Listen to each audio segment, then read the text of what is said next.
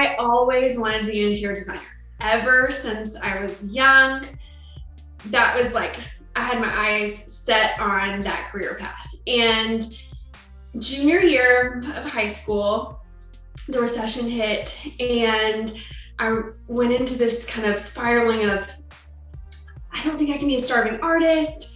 I don't know if I can afford design school. I don't know if I can afford life when I get out of design school.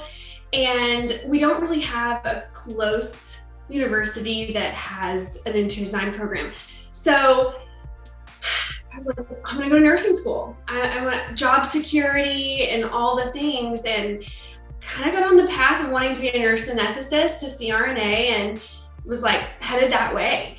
And fast forward 2 years into my nursing career, I really just heard the Lord, because my faith is a really big part of my life, and heard the Lord say that you don't have to do this forever. And I was like, what do you mean? I've spent what seems like half of my life in the medical science library. I don't know how I could change at this point. I've invested so much and given up so much. And I honestly just started praying about hearing that. Like, did I hear you right? And journaling and talking to a few people in my community that were in a creative field, and was like, you know, what could this look like? So that was really important early on, and just kind of dove in eventually.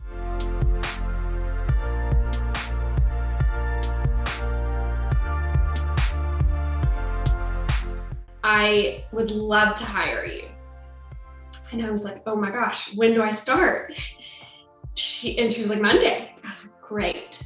So I took more than half of a pay cut, but watched the Lord completely provide for me. I mean, financially, emotionally, spiritually, physically, all the things. It was amazing what he just aligned for me to make that transition, because it was such a difference.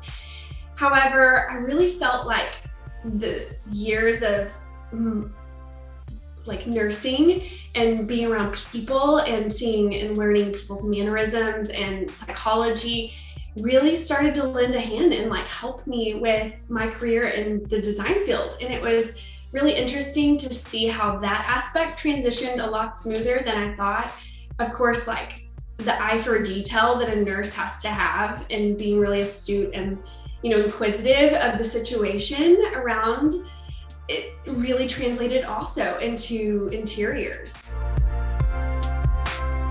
My specialty is really for full service clients on new builds and remodels. I kind of found myself early on in my career in that niche, and just kind of have continued. And it's been really lovely to service from the ground up, from floor plans all the way to furnishings and finish out, and have been able to touch every aspect of the design is where I really feel like I shine. My typical client is a client who is on their second or third home. It's quite often their forever home that they'll refer to it as, because they're finally kind of at the point where they've had an experience decorating a home, and they're like, we don't want to do that again. We are ready for someone else to take the reins and do this for us. Oftentimes they're professionals that have careers, or they're retired. I kind of have a split clientele, and they truly just either don't have the time, or just saying like, it's just too big of a task for us to take on, and we want you to do it, because they are large scope projects when I'm involved.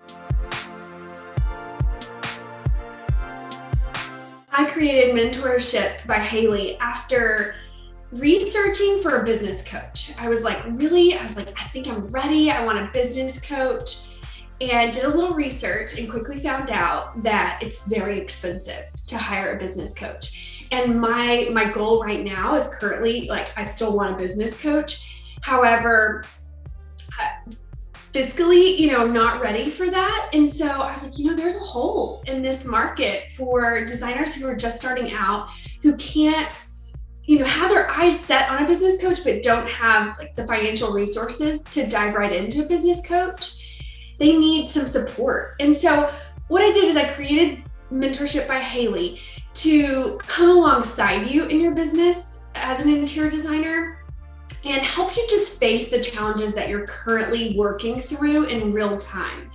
It's not a business coach system by any means. That is like next step after mentorship is from what I've created. It's more of like, I'm truly like an open book for you. I want to share with you based upon my experience.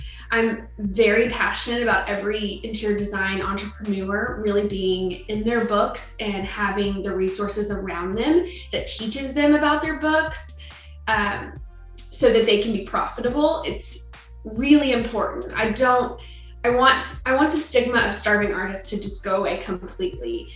And I believe we do that by leaning into running a business well and not just staying on the left side of our brain all day and creating beautiful things. Because we know that in the grand scheme of things, that's about 20% of our job. About 80% is the processes and the invoicing and the order follow-up and the client relations and client communication. I think people would be surprised to know that I'm a country girl. I grew up showing cattle and pigs and sheep and riding horses and doing a high school rodeo. So the fact that I'm a country girl, sometimes people are like, I wouldn't have guessed that about you. So I think that would probably be the most surprising.